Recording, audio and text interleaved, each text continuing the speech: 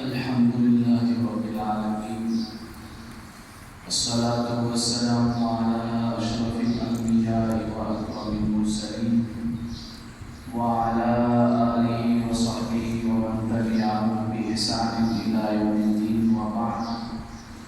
فأعوذ بالله من الشيطان الرجيم. بسم الله الرحمن الرحيم.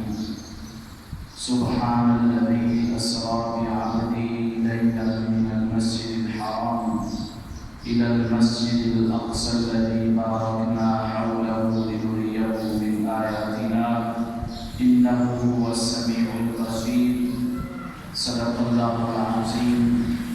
إن الله وملائكته يصلون على النبي يا أيها الذين آمنوا صلوا عليه وسلموا تسليما. اللهم صل وسلم على سيدنا ومولانا محمد وعلى آل سيدنا ومولانا محمد وبارك وسلم. الصلاة والسلام عليك يا سيدي يا رسول الله وعلى آلك وأصحابك يا سيدي يا حبيب الله. مولاي صل وسلم دائما أبدا على حبيبك خير الخلق كلهم، والحبيب الذي ترجى شفاعته لكل هول من الأهوال مقتحم. اللہ رب العزت کا لاکھ لاکھ شکر ہے جس نے ہم سب کو نماز جمعۃ المبارک کے لیے جامع مسجد انوار مدینہ نقشبندیہ محمدیہ سیفیہ میں جمع فرمایا. اس خالق کے کائنات کے حضور دعا ہے کہ رب کائنات ہمارا جمعۃ المبارک کی ان بابرکت ساعات میں جمع ہونا، ذکر کرنا اور سننا، اس کو اپنے بارگاہ عالیہ میں شرف قبولیت عطا فرما کر ہم سب کے لیے اس دنیا میں بھی کامیابی کا ذریعہ بنائے اور آخرت میں بھی نجات کا ذریعہ بنائے. آمین. اور ہم تمام احباب جامعہ مسجد انوار مدینہ نقشبندیہ محمدیہ سیفیہ میں دعا کرتے ہیں کہ رب کائنات اپنے محبوب کریم علیہ الصلوۃ والسلام کی ذات پاک کے توسل جلیلہ سے اور جمعۃ المبارک کی برکات ساعات کے توسل سے فلسطین کے مسلمانوں کی مدد و نصرت فرمائے، حفاظت فرمائے، ان کے عزت و ناموس کی حفاظت فرمائے. جیسا کہ ہم تمام احباب دیکھ رہے ہیں نیوز چینل پہ، سوشل میڈیا پہ، موبائل پہ، جو بھی چینل ہیں ذرائع یا خبر پہنچ رہے ہیں کہ کس طرح اسرائیل نے، کفار نے، غیر مسلموں نے، یہودیوں نے ہمارے مسلمان بھائیوں پہ قیامت ڈائی ہوئی ہے، ظلم کا بازار گرم کیا ہوا ہے. اب تو یہاں تک ہے کہ پہلے تو صرف فلسطین میں مسجد اقصیٰ کے اندر جو مسلمان تھے ان کے اوپر حملہ کر رہے تھے. اب ایسی صورتحال بن چکی ہے کہ اب فلسطین کے مسلمانوں کے گھروں میں جا کر ان کو نکال رہے ہیں اور مار رہے ہیں اور ان کے گھروں پہ قبضہ کر رہے ہیں. یعنی کیسا عجیب وقت آ پڑا ہے، کیسا مشکل وقت آ پڑا ہے امت محمدیہ میں. لیکن ہم مسلمان پھر بھی غفلت کی نیند سو رہے ہیں. ہمارے یہاں ابھی تک چاند کا مسئلہ حل نہیں ہوا تو ہم نے مسلمانوں کا کیا دفاع کیا؟ ہمارے یہاں عید کا مسئلہ حل نہیں ہوا تو ہم نے کہاں فلسطین کے مسلمانوں کی حفاظت کی بات کرنی ہے؟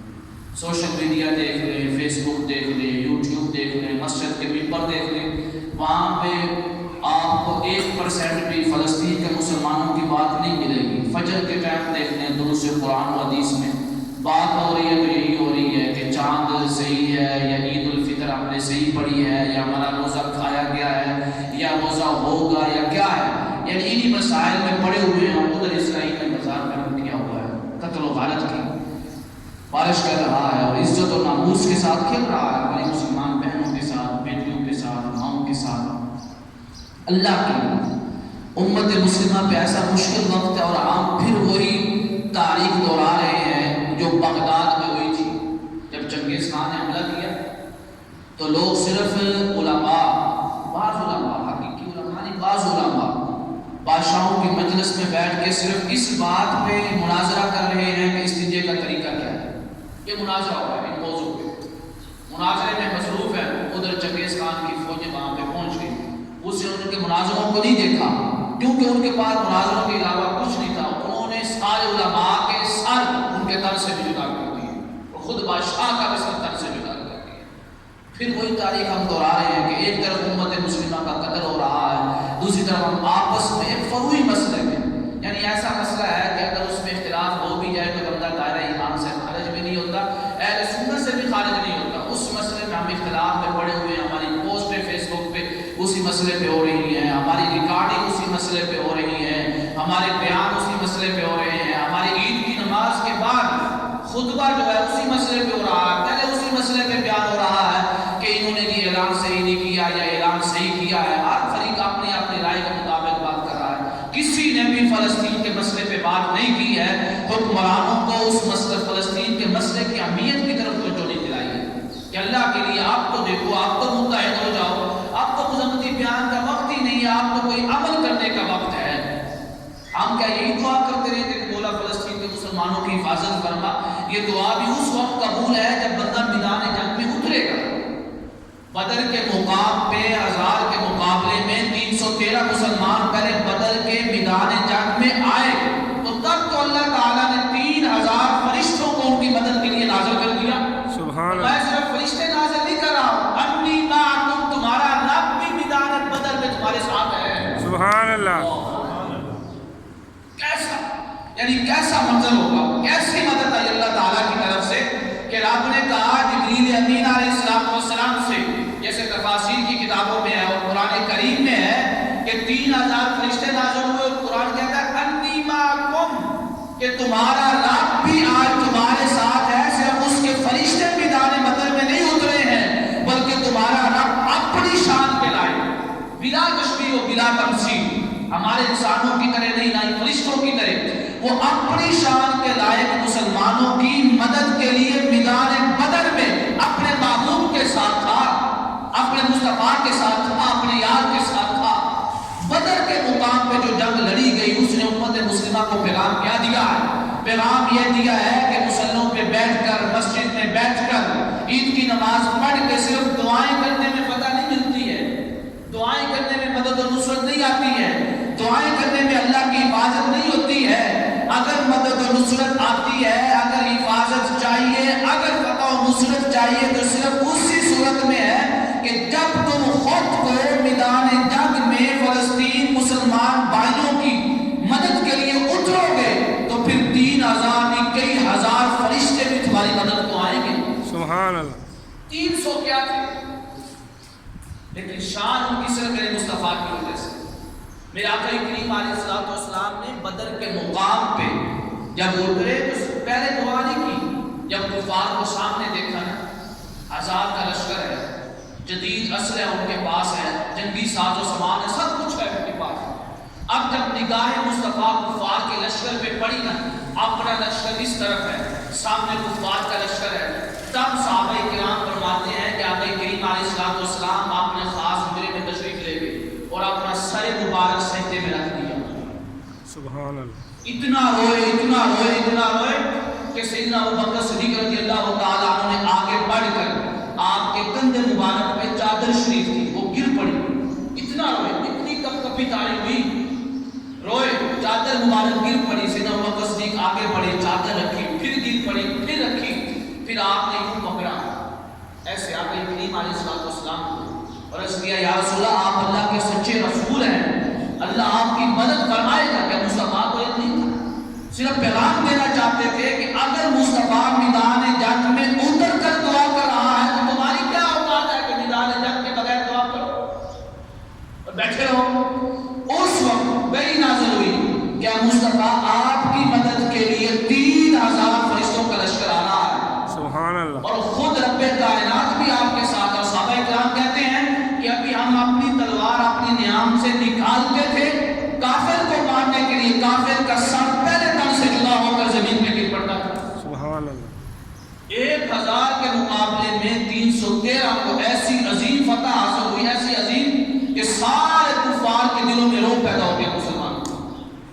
اگر آج بھی ہم چاہتے ہیں مذمتی بیان نہیں، کوئی عملی اقدام کرے فلسطین کے کے بارے میں اللہ کی طرف صورتحال دیکھی نہیں جا رہی ہے۔ ابھی آج کی جو تازہ صورتحال ہے تو یہاں تک کہا جا رہا ہے کہ ان کو قیدی بنا کے ان کے گھروں پہ قبضہ کیا جا رہا ہے، ان کی زمینوں پہ قبضہ کیا جا رہا ہے۔ یہ کیا ہے؟ صرف اسی وجہ سے کہ ہم نے مسجد اقصیٰ کی فضیلت کو سمجھا ہی نہیں۔ حتیٰ کہ میرے آقا کریم علیہ السلام نے فرمایا، میرے آقا کریم علیہ السلام فرماتے تھے کہ قیامت کی نشانی یہ ہے کہ لوگ دین سے دور ہو جائیں گے، لوگ دین سے بغاوت کریں گے۔ تو ایک صحابی نے عرض کیا، یا رسول اللہ اس وقت ہم اپنے آپ کو کیسے محفوظ رکھیں گے؟ تو میرے امام الانبیاء علیہ السلام نے فرمایا، اس وقت اگر اپنا دین بچانا چاہو تو مسجد اقصیٰ میں پناہ لے لینا۔ اتنی اہمیت بیان فرمائی اور فرمایا خواہش کرنا کہ اللہ تعالیٰ تمہیں مسجد اقصیٰ کے قرب و جوار میں جگہ عطا فرمائے رہنے کے لیے، رہائش کے لیے۔ کیوں دعا فرما رہے ہیں؟ کیوں ترغیب کر رہے ہیں؟ کیوں ترغیب دے رہے ہیں؟ اس وجہ سے کہ امت مسلمہ کی نسلوں کے دلوں میں بھی یہ بات اجاگر ہو جائے کہ فلسطین اور مسجد اقصیٰ کی سرزمین وہ ہے کہ جس سے میرے مصطفیٰ کو محبت تھی، ہمارے نبی کو محبت تھی، اللہ کے محبوب کو محبت تھی۔ سبحان اللہ، اللہ اکبر۔ سیدنا عمر فاروق رضی اللہ تعالیٰ عنہ کا دور مبارکہ ہے۔ شام میں فوجیں لڑ رہی ہیں مسلمانوں کی، عراق میں فوجیں لڑ رہی ہیں مسلمانوں کی، قرب و جوار میں یعنی ہر طرف چاروں طرف دنیا میں مسلمانوں کے لشکر پہنچے ہوئے۔ جب حضرت ابو عبیدہ بن الجراح جو امین و عاصم امہ ہیں، یعنی میرے آقا کریم علیہ السلام نے فرمایا ہر امت کا ایک امین ہے، میری امت کا امین اگر ہے تو ابو عبیدہ الجراح ہے رضی اللہ تعالیٰ عنہ۔ آپ کو معلوم ہے کہ کیا واقعہ ہے؟ یہ غزوہ بدر میں خود شریک ہوئے۔ غزوہ بدر میں جب کفار کے مقابلے میں لڑ رہے ہیں، لڑتے لڑتے ان کے والد ان کے سامنے آ گئے جو کافروں کی طرف سے لڑ رہے تھے۔ اللہ اکبر۔ ان کے والد نے کہا کہ میں تمہارا باپ ہوں۔ ابو عبیدہ نے کہا اپنے ابا جان کو کہ ہماری وفاداریاں خون کی وجہ سے نہیں ہے، اگر ہے تو مصطفیٰ کی دوستی کی وجہ سے ہے۔ مصطفیٰ کیا ہے وہ ہمارا ہے، جو مصطفیٰ کا نہیں ہے ایون کہ ہمارا باپ بھی ہے تب بھی ہمارا نہیں ہے۔ سبحان اللہ، میرے مصطفیٰ کے خلاف کھڑا ہے۔ اللہ اکبر، یا رسول اللہ، زندہ باد زندہ باد۔ تو سر تک سے جدا کر دیا اپنے والد کو، سال لے کر اللہ کی قسم سال لے کر آقا کریم علیہ السلام کی بارگاہ میں پہنچے تو آپ کے ہاتھ میں اپنے والد کا سر تھا۔ میرے آقا کریم علیہ السلام کی نگاہ جب ابو عبیدہ الجراح امین و عاصم امہ کے والد کے سر پہ پڑی اور آپ نے فرمایا ابو عبیدہ یہ تم نے کیا کیا ہے؟ اپنے والد کو قتل کر دیا۔ عرض کیا یا رسول اللہ والد کیا ہے؟ اگر میرے بیٹے بھی مصطفیٰ کے خلاف آ جائیں تو میں ایک ایک کے ساتھ کے تن سے جدا کر دوں۔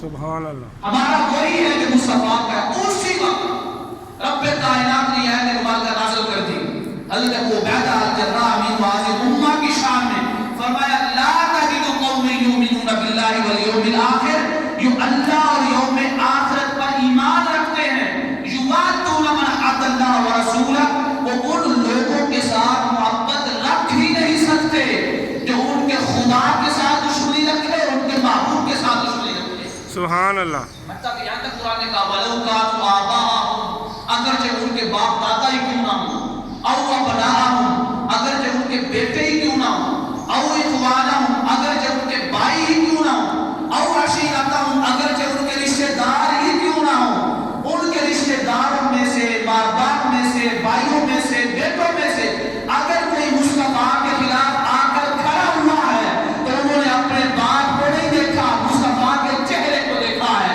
انہوں نے اپنے بیٹوں کو نہیں دیکھا، نگاہ مصطفیٰ کی طرف دیکھا ہے، انہوں نے اپنے بھائیوں کو نہیں دیکھا، مصطفیٰ کی وفاداری کو دیکھا ہے، انہوں نے اپنے رشتہ داروں کو نہیں دیکھا کہ یہ میرا چاچا ہے، میرا ماما ہے، انہوں نے پر یہ دیکھا ہے کہ یہ میرے مصطفیٰ کے خلاف کھڑا ہے تو اب یہ میرا چاچا بھی نہیں ہے، میرا ماما بھی نہیں ہے، اس کا سر تن سے جدا کر دیا۔ سبحان اللہ۔ یہ دوستیوں کا معیار تھا۔ قرآن نے کہا صحابہ اکرام کی شان بیان کرتے ہوئے جو آج منبر رسول پہ بیٹھ کر بھونکتے ہیں، گالیاں نکالتے ہیں، ان کو اتنی توفیق نہیں ہوئی کہ فلسطین کے مسلمانوں کے لیے مدد کر سکے، اور جو صحابہ اکرام سے محبت کا دعویٰ کرتے ہیں ان کو بھی توفیق نہیں ہوئی۔ اللہ کی قسم ہمارے میں نے ابھی بیان کیا ہے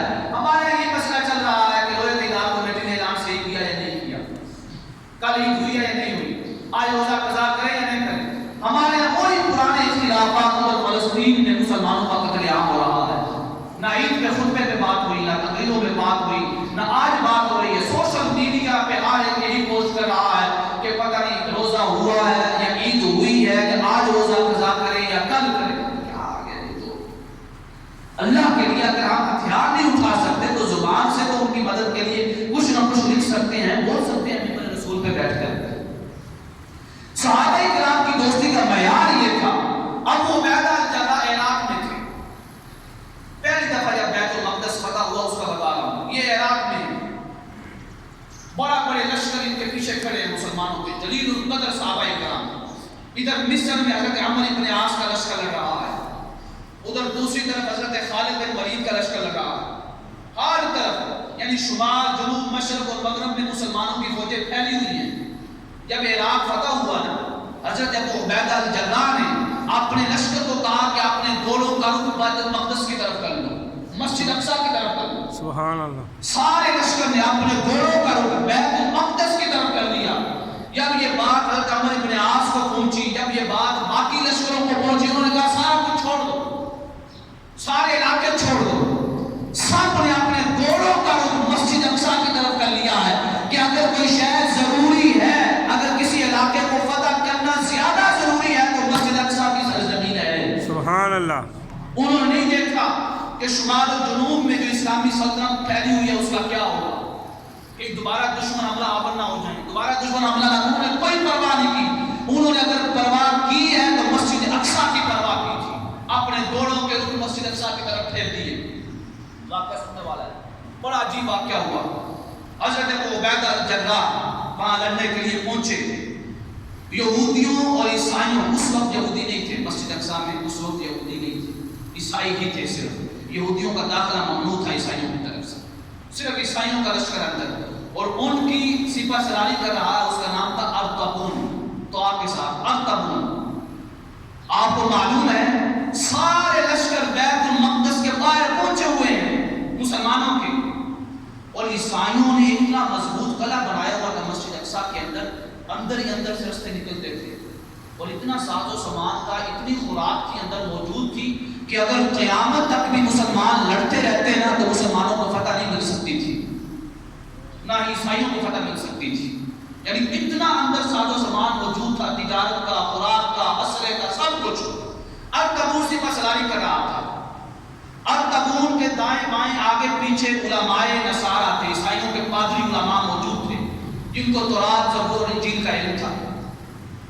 اب آپ کو معلوم ہے کتنا عرصہ ہو چکا ہے بیت المقدس کا محاصرہ کیے ہوئے, عیسائیوں سے آزاد کروانے کے لیے مسلمانوں کے سارے لشکر, بڑے بڑے جلیل القدر صحابہ کرام, حضرت خالد بن ولید بھی باہر کھڑے ہیں مسجد اقصی کے, حضرت ابو عبیدہ بھی باہر کھڑے ہیں, حضرت عمرو بن عاص بھی باہر کھڑے ہیں, حضرت عبدالرحمن بن عوف بھی باہر کھڑے ہیں, حضرت معاویہ بن ابی سفیان بھی باہر کھڑے ہیں, حضرت بلال بھی باہر کھڑے ہیں. سارے جلیل القدر صحابہ کرام باہر کھڑے ہیں. محاصرہ جاری ہے. معلوم ہے کتنے ماہ محاصرہ رہا, 4 ماہ گزر کے, 4 ماہ مسلمانوں نے محاصرہ کیے ہوئے ہیں. ان کو کوئی اپنی پرواہ نہیں ہے. پرواہ ہے تو مسجد اقصی کی ہے. آج ہمارے حکمرانوں کو کس چیز کی پرواہ ہے؟ 57 سے زائد اسلامی ملک ہے, وہ پھر بھی اپنے اپنے ملک کی طرف دیکھ رہے ہیں. کسی کی بھی نگاہ مسجد اقصی کی طرف نہیں ہے, مسلمانوں کی طرف نہیں ہے. عید کے دن تو, عید کے دن کے بعد سے لے کے اب تو انہوں نے ظلم اور بھی زیادہ کر دیا. ان کے گھروں پہ قبضہ کر رہے ہیں, ان کی زمینوں پہ قبضہ کر رہے ہیں. اب تو گھروں کے دروازے توڑ کر ان کے گھروں میں داخل ہو کر ان کو مار رہے ہیں, مسلمانوں کو شہید کر رہے ہیں. ایسی نوبت آپ کو چاہیے. کیوں کہ جب انہوں نے پہلی دفعہ روزے میں, ماہ رمضان مبارک کے مقدس مہینے میں جب مسجد اقصی پہ عمل کیا تو کوئی بھی نہیں بولا. اگر میں کہتا ہوں یار آپ نے غلط کام کیا ہے, آپ کو معلوم ہے کہ مفتی صاحب کوئی بھی عملی قدم نہیں اٹھاتے, ٹھیک ہے, میں نے کہا غلط کام کیا, آپ کا تو جرأت پیدا ہو جائے گی. انہوں نے کچھ نہیں کرنا. جب انہوں نے دیکھا ہے کہ 57 سے زائد اسلامی ملک سب یہ کہہ رہے ہیں کہ ہمارے فلسطین بھائیوں کے ساتھ غلط ہوا ہے, غلط ہوا ہے, غلط ہوا ہے, یہ کرتے کچھ بھی نہیں ہے. ان کے اندر جرأت پیدا ہو گئی. مسجد اقصی کے اوپر بھی حملہ کیا, فلسطین کے مسلمانوں کو شہید بھی کیا مسجد اقصی کے اندر. اب اتنی جرأت پیدا ہو گئی ہے کہ گھروں سے نکال کر شہید کر رہے ہیں, گھروں سے. اللہ اکبر. اگر آج ہمیں کوئی گھروں سے نکال کر مارے تو ہماری کیا حالت ہے؟ اپنے اوپر بھی توجہ کریں. 4 ماہ کا عرصہ گزر چکا ہے, 4 ماہ کا. ارطبون کے دائیں بائیں آگے پیچھے عیسائی علماء تھے, پادری تھے, وہ کتابیں لے کر آ گئے ارطبون کے پاس. ارطبون ہمت ہار رہا تھا.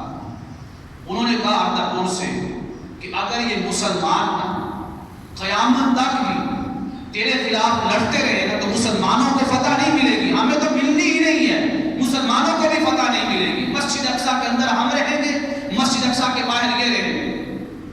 ہاں, عیسائی علماء نے کہا اللہ کا درویش ہے. ایک فقیر ایسا ہے اور اس کی صفات یہ ہے کہ اس کے کپڑوں پہ 21 پیوند لگے ہوں گے, 21 ٹانکے لگے ہوں گے. اللہ اکبر. اور بڑا سادہ ہوگا, کوئی اس کے ارد گرد فوجیوں کا لشکر نہیں ہوگا, کوئی پروٹوکول نہیں ہوگا, اور بڑا پاورفل طاقتور حاکم ہوگا. ہاں یہ درویش ہے, اگر یہ باہر آ جائے نا تو بغیر جنگ کے آپ لوگ خود ہی اس کے قدموں میں چابی رکھ دیں گے. عیسائی علماء نے کہا تبون سے, لیکن اس پورے لشکر میں وہ اللہ کا درویش نہیں ہے. پورے لشکر میں آپ واقعہ سنتے جائیے, پورے لشکر میں وہ اللہ کا درویش نہیں ہے جن کی صفات ہماری اس کتابوں میں موجود ہے کہ اس کے ہاتھوں مسجد اقصی فتح ہوگی اور مسلمانوں کے پاس چلی جائے گی. ارطغرل نے خط لکھا عمرو ابن عاص کو. پہلے عمرو ابن عاص نے خط لکھا. خط میں یہ لکھا ارطغرل کو کہ تو جو بھی کر لے عمرو ابن عاص ہی مسجد اقصی کو فتح کرے گا, یعنی مسلمانوں کا لشکر مسجد اقصی کو فتح کر کے رہے گا. جب یہ خط ارطغرل کی کچہری میں پہنچا, اس کے محل میں تخت پہ بیٹھا ہوا تھا.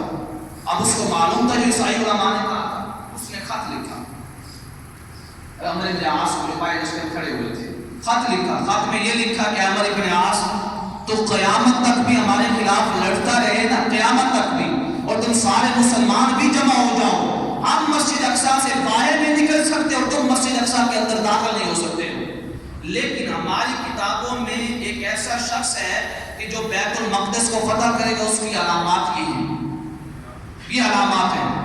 جب حضرت عمرو ابن عاص نے وہ علامات پڑھی نا, سارے لشکر کے سامنے, حضرت عبیدہ کے سامنے, حضرت خالد بن ولید کے سامنے, حضرت معاویہ بن ابی سفیان کے سامنے, حضرت عبد الرحمن بن عوف کے سامنے, سعد بن ابی وقاص کے سامنے, سب کے سامنے جب یہ صفات پڑھی نا, سب کی نگاہیں مدینہ شریف کی طرف لگ گئی. سبحان اللہ. سب مدینہ شریف کی طرف دیکھنے لگے. ہماری حالت ہوگی اللہ کی قسم, 2 دن مسجدوں کا حال دیکھ لیں, مسجدوں کا حال, ہماری مسجدوں کا 2 دن ایسے سمجھتے ہیں جیسے عید ہے نا, تو عید کی وجہ سے نماز سے بھی چھٹیاں ہو گئی ہیں, جمعوں سے بھی چھٹیاں ہو گئی ہیں. مساجد میں عید والے دن تو پہلے سب مکمل نہیں ہوتی, اور دوسرے دن میں عید کا ہماری مسجد فل ہوتی ہے درس قرآن کے ٹائم, اور دوسرے دن بھی پہلے سب میں مکمل نہیں ہوتی. تیسرے دن بھی یہی حالت رہے گی. چوتھے دن پھر نمازوں کا خیال آئے گا, یار عید گزر چکی ہے, اب چھٹیاں ختم ہو چکی ہیں, نماز کے انقلاب مسجد کا رخ کرتے ہیں. ہمارا تو ایمان یہ ہمارے ایمان کی طاقت ہے. اتنی کمزوری آتی ہے.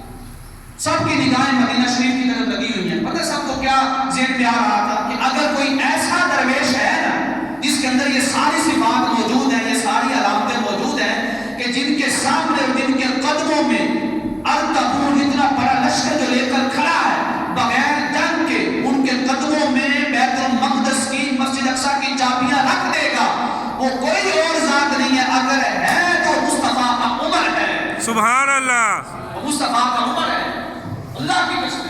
یہ خط پہنچا, لکھ دیا, سب صحابہ نے مشورہ کیا, اب آپ کو کیسے بلائیں, 700 میل کی مسافت پہ آپ بیٹھے ہوئے ہیں.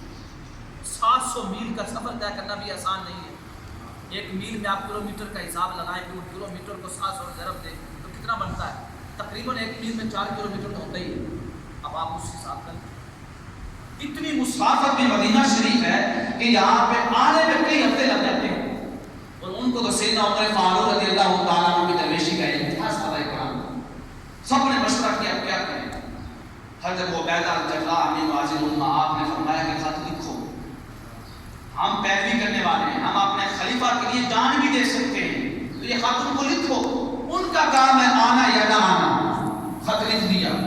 آپ مدینہ شریف میں بیٹھے ہوئے ہیں. سیدنا عمر فاروق آیا, کیسا تخت ہے جس میں عمر فاروق بیٹھا ہے, مصطفیٰ کا عمر بیٹھا ہوا, کیسا محل ہے جو مسجد نبوی ہے. سبحان اللہ. یہ محل تھا مسجد نبوی بادشاہوں کا, اسلامی ملکوں کے بادشاہوں کا.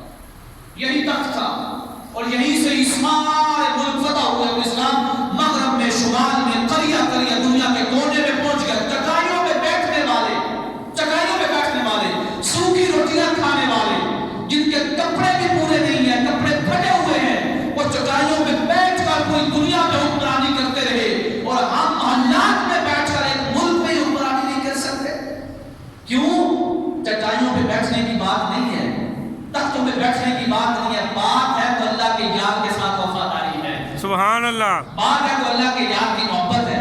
فرمایا جن کے دل دلوں میں میرے یار کی محبت ہے نا وہ اس دنیا میں بھی غالب ہے اور آخرت میں بھی کامیاب ہے، بغیر حساب و کتاب جنت میں جائیں گے۔ سبحان اللہ۔ خط پہنچا، سنیے، ایک طرف حضرت عثمان ابن عفان بیٹھے ہوئے ہیں رضی اللہ تعالیٰ عنہ، آپ کس سے خلیفہ یعنی سیدنا عمر فاروق رضی اللہ تعالیٰ عنہ کے وصال مبارکہ کے بعد آپ خلیفہ بنے تو مطلب آپ حیات تھے۔ ایک طرف مولا علی رضی اللہ تعالیٰ عنہ بیٹھے ہوئے ہیں خلیفہ یعنی مستشیر خاص تھے، مستشار خاص تھے، حتیٰ کہ سیدنا عمر فاروق رضی اللہ تعالیٰ عنہ دعا کیا کرتے تھے کہ مولا اس مجلس میں میرے اوپر کوئی سوال پیش نہ ہو، کوئی خط پیش نہ ہو لشکروں کی طرف سے، علماء کی طرف سے یا صحابہ کرام کی طرف سے، جس میں مولا کائنات مولا علی رضی اللہ تعالیٰ عنہ موجود نہ ہو۔ سبحان اللہ۔ کیا شان، بیٹھو ہوئے آپ نے مشورہ کیا، پہلے پوچھا حضرت عثمان ابن عفان خلیفۃ المسلمین امیر المومنین رضی اللہ تعالیٰ عنہ کہ کیا مجھے جانا چاہیے نہیں جانا چاہیے؟ آپ کی رائے یہ تھی کہ اگر آپ مدینہ چھوڑ کے جاتے ہیں تو پیچھے خطرہ ہے، آپ کسی کو قاصد بنا کے بھیج دیں، اپنا نائب بنا کے بھیج دیں۔ آپ نے پھر مولا علی سے پوچھا رضی اللہ تعالیٰ عنہ کہ آپ کی کیا رائے ہے؟ آپ نے عرض کیا امیر المومنین آپ جائیں، آپ کا جانا ضروری ہے، مدینہ شریف کو کچھ نہیں ہوگا۔ آپ نے عثمان ابن عفان کی رائے پہ عمل نہیں کیا، وہ اپنی طرف سے ٹھیک تھی، مولا علی اپنی طرف سے ٹھیک تھے۔ جب سیدنا عمر فاروق رضی اللہ تعالیٰ عنہ نے مولا علی کی رائے کو سنا تو آپ نے فرمایا علی پھر جان لے عمر جا رہا ہے، مدینہ حیدر کرار کے سپرد ہے۔ سبحان اللہ۔ مدینہ علی کے سپرد ہے۔ آپ مدینہ کے اوپر کمانڈر مولا علی کو دیکھیں کہ چل پڑے، آپ کے ساتھ سپر پاور کا بادشاہ، اسلام اس وقت سپر پاور تھی، بڑی بڑی سپر پاوروں کو فتح کر چکا تھا، ایران جیسی سپر پاور جو اس وقت فتح ہو چکی تھی، اسلام والوں کے قدموں کے نیچے تھی۔ کیسر اور کسرا اسلام والوں کے قدموں کے نیچے تھا، کیسر اور کسرا وقت ایسا تھا جیسے آج امریکہ ہے، یورپ ہے، سارے عمر فاروق کے مصطفیٰ کے عمر کے قدموں کے نیچے ہیں سب کی چابیاں۔ اتنا بڑا بادشاہ، سپر پاور کا حاکم جب مدینہ شریف سے نکلا، نہ تو لشکر ہے، سبحان اللہ، نہ پروٹوکول ہے، ایک اونٹ ہے، ایک خادم ہے، ایک مصطفیٰ کا عمر ہے، سبحان اللہ۔ بس 3 لوگ ہیں، کوئی خطرہ نہیں۔ حکمرانی ہو تو ایسی ہو کہ لوگ یاد رکھیں کہ کوئی مصطفیٰ کا غلام حکمرانی کر دیا ہے۔ آپ نے پتہ کیا وضو وضع کیا، اپنے خادم سے کہا کہ 700 میل کی مسافت ہے، ہم برابر برابر سواری پہ سوار ہوں گے، یعنی برابر، اگر 1 کلومیٹر میں سوار ہوتا ہوں تو اگلا 1 کلومیٹر تو سوار ہوگا۔ اللہ اکبر، سپر، آج کون ہے، کون حاکم ہے، بادشاہ ہے؟ بات تو ہم کرتے ہیں سیدنا ابوبکر صدیق کی، لیکن عمل نہیں ہے ان کی سیرت پہ۔ بات تو ہم کرتے ہیں سیدنا عمر فاروق رضی اللہ تعالیٰ عنہ کی، لیکن آپ کی جرأت و بہادری پہ کسی کا عمل نہیں ہے۔ بات تو ہم کرتے ہیں سیدنا عثمان ابن عفان رضی اللہ تعالیٰ عنہ ذو النورین کی، لیکن آپ کی سخاوت پہ کسی کا عمل نہیں ہے۔ ہم بات تو مولا علی کی کرتے ہیں، آپ کو مولا مانتے ہیں، لیکن بات آپ کی بہادری کی نہیں ہے، ان کی بہادری پہ عمل نہیں ہے، صرف باتوں تک سب کچھ چل رہا ہے، چل رہے ہیں۔ ساری فوجیں، سارے صحابہ کرام، حضرت ابو عبیدہ بن الجراح امین و عاصی الامہ، آپ کی زیر قیادت شام میں ایک علاقہ تھا الجابیہ، جابیہ کے مقام پہ آ کر سارے جمع ہو گئے۔ اتنا عظیم لشکر، 30,000 سے زائد مسلمانوں کا لشکر، جس کے استقبال کے لیے کھڑا ہے، وہ اپنی سواری کی لگام پکڑ کر اس کا خادم سواری کے اوپر بیٹھا ہوا تو وہ آ رہا ہے۔ سبحان اللہ۔ کس کے پاس اتنا عظیم لشکر ہے آج کے دور میں؟ 30,000 سے زائد، اور جلیل القدر صحابہ کرام وہ ہیں جن کی نگاہوں نے چہرہ مصطفیٰ تکا تھا۔ سبحان اللہ۔ وہ ہیں جنہوں نے مصطفیٰ کے پیچھے نمازیں پڑھی تھی، وہ ہیں جنہوں نے مصطفیٰ کے لب مبارکوں کو حرکت کرتے ہوئے دیکھا تھا، وہ ہیں جنہوں نے مصطفیٰ کے وجود پہ، آپ کے قلب اطہر پہ وحی کو نازل ہوتے ہوئے دیکھا تھا۔ اتنے جلیل القدر صحابہ کرام اور سپاہی سالار اور جرنیل استقبال کے لیے جس کے لیے کھڑے ہیں، اس نے سواری کی لگام اپنے ہاتھوں میں پکڑی ہوئی ہے اور آپ کا خادم سواری کے اوپر بیٹھا ہوا ہے۔ جب ندا پڑی نا، حضرت عبیدہ بن الجراح آگے بڑھے، ایسے آگے بڑھے، اٹھ کے جلدی آگے بڑھے، ہاتھ جوڑ کے عرض کیا امیر المومنین کیا کر رہے ہیں؟ یہ عیسائی تو بڑے متمدن ہیں، یعنی ان کا رہن سہن بڑا اعلیٰ ہے، بادشاہوں کی طرح ہے، آپ مسلمانوں کے حاکم ہو کے، خلیفہ ہو کے، آپ نے سواری کی لگام پکڑی ہوئی ہے تو ان کے دلوں میں روب پیدا ہو جائے گا، ختم ہو جائے گا روب۔ اللہ کے لیے آپ سوار ہو جائیں سواری کے اوپر۔ آپ حضرت عبیدہ بن الجراح کی لائف سے وہاں پہ سیدنا عمر فاروق جلال میں آ گئے، جلال میں فرمایا ابو عبیدہ اللہ کی قسمیں اگر تو میرے نبی کے اصحاب میں سے نہ ہوتا تو آج میں تمہیں تعذیب کرتا، سزا دیتا۔ جانتے ہو کیوں؟ سنو، اگر مصطفیٰ کے عمر کا روب ہے تو صرف اسلام کی وجہ سے ہے، سوالوں کی وجہ سے نہیں ہے۔ سبحان اللہ۔ آپ نے وہاں میں فرمایا عزم اللہ بالاسلام، اگر اللہ نے آج ہمیں عزت دی ہے، قوت دی ہے، طاقت دی ہے، غلبہ دیا ہے، دشمنوں کے دلوں میں ہمارا روب پیدا کیا ہے، ہماری شوکت کو پیدا کیا ہے، ہماری شان کو پیدا کیا ہے، ہماری عزتوں کو پیدا کیا ہے، تو یہ سواریوں کی وجہ سے نہیں، محلات کی وجہ سے نہیں، لشکروں کی وجہ سے نہیں، فرمایا عزم اللہ بالاسلام، اللہ کا نام لینے کی وجہ سے ہے اور ذکر مصطفیٰ کرنے کی وجہ سے ہے۔ سبحان اللہ۔ اگر آج ہم نے اسلام کے رستے کے علاوہ کسی اور شے میں عزت کو ڈھونڈا تو اذلنا اللہ، اللہ ہمیں ذلیل کر دے گا۔ آج ہم نے عزت کو ڈھونڈا ہے فلمیں بنانے میں کہ اگر فلمیں نہیں بنائیں گے تو ہم ترقی نہیں کریں گے، اللہ نے ہمیں ذلیل کر دیا۔ آج ہم نے اس شے میں عزت کو ڈھونڈا ہے کہ اگر کسی کالج میں، یونیورسٹی میں، کسی پروگرام میں، کسی بھی جگہ اگر کوئی سیاسی بندہ آ رہا ہے، بڑا بندہ آ رہا ہے تو اس کے استقبال کے لیے لڑکیوں کو کھڑا کرنا ہے، اگر نہیں کریں گے تو عزت نہیں ہوگی۔ ہم نے لڑکیوں کے کھڑے کرنے میں اپنی عزت کو سمجھا، رب کائنات نے ہمیں ذلیل کر دیا۔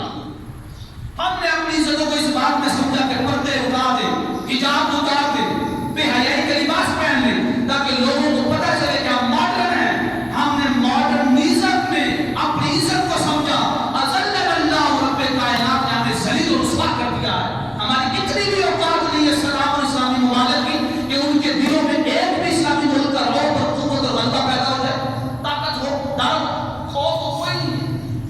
کیوں کہ ہم نے اپنی عزتوں کو اسلام کے لیے نہیں سمجھا کہ اسلام نے کس بات میں عزت رکھی ہے، ہم نے کسی اور بات میں اپنی عزت کو ڈھونڈا ہے۔ جا رہے ابھی جابیہ کا مقام بیت المقدس سے بہت باہر ہے، بہت دور ہے، وہاں پہ سارا آپ تصور کریں اللہ کی قسم، سیدنا عمر فاروق رضی اللہ تعالیٰ عنہ کے پیچھے ابو عبیدہ بھی کھڑا ہے، حضرت عمر بن عاص بھی کھڑے ہیں، حضرت معاویہ بن ابی سفیان بھی کھڑے ہیں، حضرت خالد بن ولید بھی کھڑے ہیں، حضرت عثمان بن عوف بھی کھڑے ہیں، سعد بن ابی وقاص بھی کھڑے ہیں، سارے اتنے جلیل القدر صحابہ کرام سے عمر فاروق کے پیچھے کھڑے ہیں۔ کیسا منظر ہوگا، کیسا سما ہوگا، کیسی فضا ہوگی اس وقت سے۔ وہ عبیدہ پھر آگے بڑھے، آپ نے اپنے فادر کو کہا جو اصول آپ نے مدینے سے متعین کیا تھا وہ اسی اصول پہ چلتے ہوئے مسجد اقصیٰ کی سرزمین میں داخل ہوگا عیسائیوں کے سامنے۔ آپ پھر بیٹھ گئے سواری کے اوپر، خادم نے لگام پکڑی، جب مسجد اقصیٰ کے قریب پہنچے نا، بیت المقدس کے قریب پہنچے، اب باری تھی خادم کی، خادم کی باری تھی بیٹھنے کی، اور لگام پکڑنے کی باری امیر المومنین مصطفیٰ کے عمر کی تھی۔ سبحان اللہ۔ آپ نے یہ نہیں کہا کہ سامنے بیت المقدس آ رہا ہے، عیسائیوں کے بڑے بڑے حاکم سامنے کھڑے ہیں، ان کا عظیم لشکر کھڑا ہے، اگر عمر کے ہاتھ میں لگام ہوئی تو وہ کیا کہیں گے یہ کیسا حاکم ہے، اس کے بعد سواری تک نہیں ہے۔ آپ نے خادم کو کہا اوپر بیٹھ جائے، خادم عرض کرنے لگا نہیں جا، یا امیر المومنین نہیں، سامنے بیت المقدس کی سرزمین نظر آ رہی ہے، آپ اوپر بیٹھے، میں آپ کو اپنا حق دیتا ہوں۔ فرمایا عمر لوگوں کا حق دلوانے کے لیے آیا ہے، حق لینے کے لیے نہیں آیا ہے۔ سبحان اللہ۔ عمر غاصب نہیں ہے، عمر حق دینے والا ہے۔ فرمایا میرے خادم جو اصول مصطفیٰ کے شہر سے متعین ہوا تھا اسی اصول پہ چلتے ہوئے آج عمر عیسائیوں کے عظیم لشکر کے سامنے بھی حاضر ہوگا۔ اللہ کی قسم، عیسائیوں کے پادری علماء سارے کھڑے ہیں باہر کہ دیکھیں کہ وہی درویش آ رہا ہے جس کا ذکر ہماری کتابوں میں ہے۔ سبحان اللہ۔ ارے مصطفیٰ کے یہ وہ درویش ہے جن کا ذکر پہلی کتابوں میں آیا ہے، تو حضور کا کلمہ پڑھتا ہے پھر بھی تیری زبان پہ منبر رسول پہ بیٹھ کر صحابہ کرام کے ترانے کیوں نہیں نکلتے ہیں، ان کی تعریف اور مدح میں بات کیوں نہیں ہوتی ہے؟ پہلی کتابیں کر رہی ہے، تو ہی وفا ہی نہیں کر رہا مصطفیٰ۔ لگام پکڑی ہوئی ہے، عیسائی کھڑے سامنے، وہ عیسائی کے جن کے خلاف مسلمانوں کو لڑتے ہوئے 4 ماہ کا سب گزر چکا ہے، پتہ نہیں مل گئی، کچھ بھی نقصان نہیں ہو رہا، اور روزانہ شدید جو لڑائی ہوتی ہے، شدید جنگ ہوتی ہے، لگام پکڑی ہوئی ہے، ارطغرل بھی کھڑا ہے سامنے، ارطغرل کے دائیں بائیں آگے پیچھے عیسائی پادری علماء کتابیں لے کر کھڑے ہیں۔ جب میرے مصطفیٰ کا عمر پہنچا نا، عیسائیوں کے عالم ایک نگاہ اپنی کتاب کی طرف دیکھتے ہیں، ایک نگاہ مصطفیٰ کی عمر کی طرف دیکھتے ہیں، سبحان اللہ، پھر ایک نگاہ اپنی کتاب کی طرف دیکھتے ہیں، پھر ایک نگاہ مصطفیٰ کے عمر کی طرف دیکھتے ہیں، پھر ایک نگاہ کتاب کی طرف دیکھتے ہیں، ایک نگاہ مصطفیٰ کے عمر کی طرف دیکھتے ہیں۔ تو پتہ ساری کتاب پڑھ کے پتہ کیا کہتے ہیں؟ ارطغرل تو یہی ہے وہ درویش، سبحان اللہ، یہی ہے وہ درویش کہ جن کے ہاتھوں میں بیت المقدس بغیر جنگ اور قتال کے، بغیر لڑائی کے فتح ہوا۔ سنیے گا یہاں پہ کیا منظر ہوا۔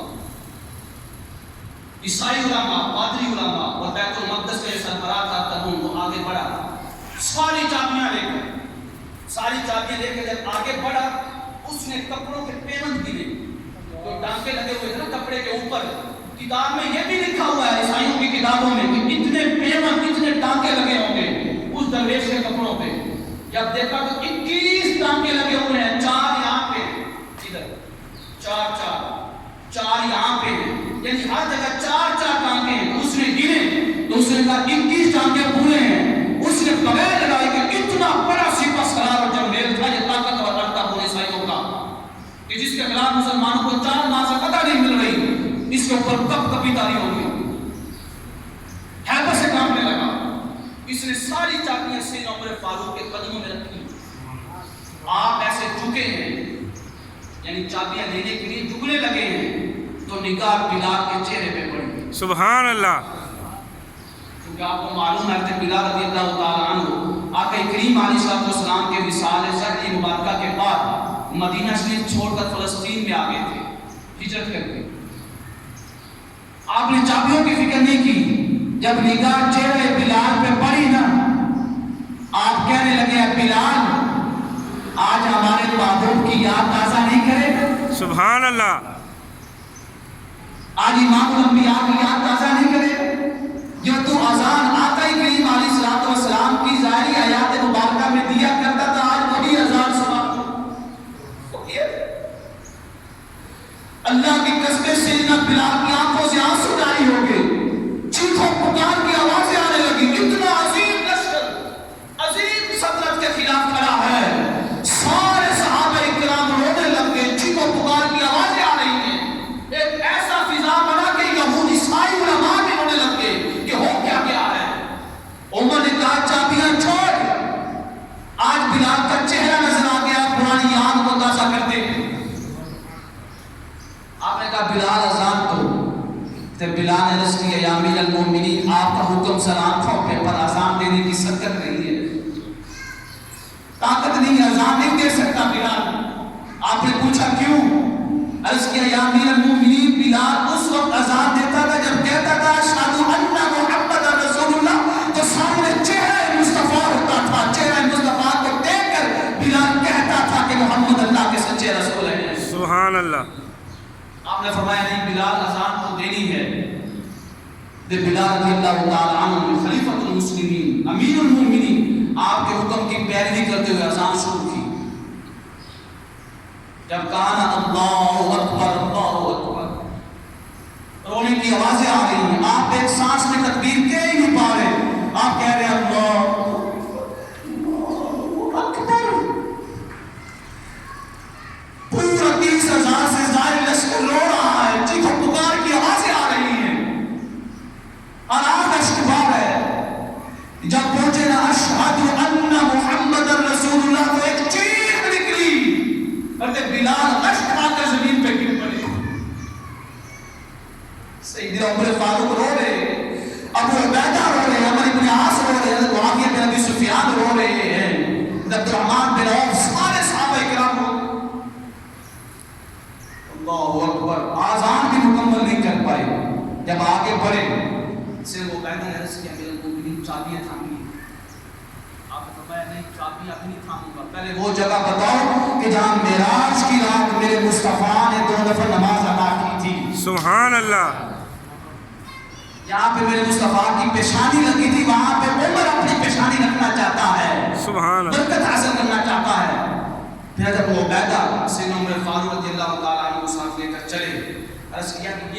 جگہ ہے. یہ وہ جگہ ہے کہ یہاں پہ آقا کریم علیہ السلام نے معراج کیا, نماز ادا فرمائی اور سجدہ کیا. آپ نے سب سے پہلے بغیر چابیاں لیے اس جگہ پہ جا کر سجدہ کیا, اپنی پیشانی وہاں پہ رکھی یہاں پہ مصطفیٰ کی پیشانی لگی تھی. سبحان اللہ. کیسے کوئی چابیوں کی فکر نہیں, کوئی سلطنت کی فکر نہیں. اگر فکر ہے تو دل میں محبت مصطفیٰ کی ہے, عزت مصطفیٰ کی ہے, حرمت ناموس مصطفیٰ کی ہے. علامہ نے ایسے نہیں کہہ دیا کہ حضور کی عزت کے لیے جیو کہ محمد سے وفا تو نے تو ہم تیرے ہیں. پھر یہ کیا سلطنتیں ہیں کہ کیا سپر پاور ہیں, لوگ طرف بھی تیرے ہو جائیں گے. سبحان اللہ. یہاں تک کسی کی رسائی نہیں ہے, وہاں پہ مصطفیٰ کے عاشق کی بھی رسائی ہو جاتی ہے. آپ نے وہاں پہ نفل نماز ادا فرمائی, پھر چابیاں لی, وہاں پہ ایگریمنٹ لکھا گیا. آخری بات کروں, وہاں پہ ایگریمنٹ ہوا, وعدہ ہوا. آپ نے فرمایا آپ سن لیں, جو نوجوان بیٹھے ہیں بعض بات وہ یہ دیکھتے ہیں, پڑھتے ہیں فیس بک پہ, سوشل میڈیا پہ, کہ لکھا ہوتا ہے کہ مسلمانوں نے ظلم کیا, تلوار کے زور پہ اسلام پھیلا. یہ بات غلط ہے. جب وہاں پہ آپ نے چابیاں لی, آپ نے معاہدہ لکھا کہ عیسائیوں کی حفاظت کرنا اب عمر کی حکومت کی ذمہ داری ہے. عیسائیوں کی عبادت گاہوں کی حفاظت کرنا مصطفیٰ کے عمر کی ذمہ داری ہے. وہاں پہ عیسائیوں نے کہا تھا, عیسائیوں نے, کہ آپ ایک اور بات کا اضافہ کریں. آپ نے پوچھا کس بات کا؟ عیسائی پادری علماء نے کہا, عیسائیوں نے یک جمع ہو کر, کہ آپ اپنے معاہدے میں لکھیں کہ فلسطین بیت المقدس کی سرزمین پہ کسی بھی یہودی کو رہنے کی اجازت نہیں ہوگی. یہ شرط سیدنا عمر فاروق نے اپنے سے نہیں لکھی تھی, عیسائیوں کی وجہ سے لکھی تھی. یہ معاہدہ عیسائیوں نے کروایا تھا کہ یہودی داخل نہ ہو. اور مسلمان آج لبرل لوگ کہتے ہیں کہ عمر فاروق نے یہ معاہدہ کیا تھا. اس وقت کے عیسائی تھے یہودیوں کی وجہ سے. آپ نے اس معاہدے میں لکھا کہ قیامت واقع ہو سکتی ہے, لیکن فلسطین میں کوئی یہودی نہیں رہ سکتا ہے, کوئی یہودی زمین نہیں خرید سکتا ہے. آج اس معاہدے کی خلاف ورزی جو عیسائیوں یورپ سے پوچھنا چاہتے ہیں, یہاں پہ عیسائیوں کی کثرت ہے, عیسائیوں کا لکھوایا ہوا جو معاہدہ ہے اس کی خلاف ورزی کس نے کی ہے؟ مسلمانوں نے کی نہیں, یہودیوں نے کی ہے, جن کے بارے میں قرآن پاک پوری بتا رہی ہے. الذلۃ والمسکنہ, ان یہودیوں کے اوپر ذلت اور رسوائی غالب کر دی گئی ہے. یہ زمین پہ جہاں بھی جائیں گے اپنا ملک نہیں پائیں گے. انہوں نے پھر کوشش کی, ظلم کیا, ایک چھوٹا سا خطہ لے کر بیٹھ گئے اسرائیل کا, اور وہاں بھی ان کو ابھی تک استقرار نہیں ملا ہے. وہ ملک ابھی تک بھی ان کو نہیں ملا. کئی ممالک نے تسلیم نہیں کیا. یہی قرآن کی بشارت تھی اور گواہی تھی یہودیوں کے بارے میں کہ ان کو اللہ کی سرزمین پہ ملک تک نہیں ملے گا, زمین تک نہیں ملے گی. یہ بیت المقدس کے میرے آقا کریم علیہ السلام نے مسجد اقصی کی فضیلت بیان کی.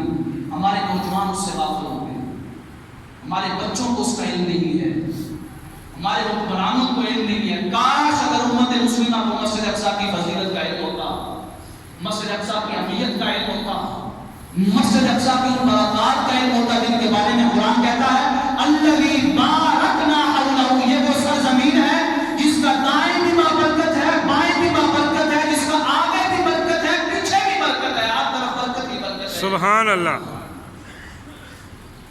مسلمان اس برکت والی سرزمین سے اتنے غافل ہو کہ آج ہمارے بھائیوں کو اعلانیہ طور پہ شہید کیا جا رہا ہے, ان کے گھروں پہ قبضہ کیا جا رہا ہے, ان کی عزتوں سے کھیلا جا رہا ہے, عزتوں کو لوٹا جا رہا ہے, لیکن سارے ممالک ابھی تک مذمتی بیان ہی دے رہے ہیں. ہم نے اس لیے آج جمعۃ المبارک کو اس مختصر سے وقت میں صرف ایک واقعہ سنایا. ابھی تو مسجد اقصی کی فضیلت میں آقا کریم علیہ السلام کی 50 سے زائد حدیث مبارکہ ہیں, 50 سے زائد. اس میں آپ نے شروع میں بیان کی کہ میرا آقا کریم علیہ السلام نے فرمایا جب لوگوں میں گمراہی زیادہ ہو جائے, بددیانتی زیادہ ہو جائے, دین کا خطرہ پڑ جائے لوگوں کے دلوں میں کہ دین محفوظ نہ رہے, پھر اگر دین کی حفاظت چاہو تو مسجد اقصی میں آ جانا, وہاں تمہارے دین کی حفاظت ہوگی. سبحان اللہ. کیوں فرمایا؟ اس لیے کہ ہر وقت مسلمانوں کے دلوں میں, مسلمانوں کے حکمرانوں کے دلوں میں مسجد اقصی کی شان اجاگر رہے, واضح رہے, کبھی بھی غافل نہ ہوں. اللہ کے لیے اب بھی وقت ہے آپس کے اختلاف چھوڑ کر فروعی مسائل کے اختلاف میں پڑے ہوئے, ہمارے بھی پڑے ہوئے ہیں, ان سب کو چھوڑ کر جو بھی ہمارے پاس ذریعے ہیں, موبائل کا ذریعہ ہے, یوٹیوب کا ہے, فیس بک کا ہے, ٹی وی چینل کا ہے, کچھ بھی ہے, کچھ نہ کچھ ہر روز لکھیں مسجد اقصی کی فضیلت کے بارے میں, فلسطین کے مسلمانوں کے بارے میں, تاکہ ہمارے آنے بے خبر نہ رہیں, لا علم نہ رہیں. اللہ رب العزت کے حضور دعا ہے کہ رب کائنات ہمارے فلسطینی مسلمان بھائیوں کی حفاظت فرمائے, ان کی مدد و نصرت فرمائے.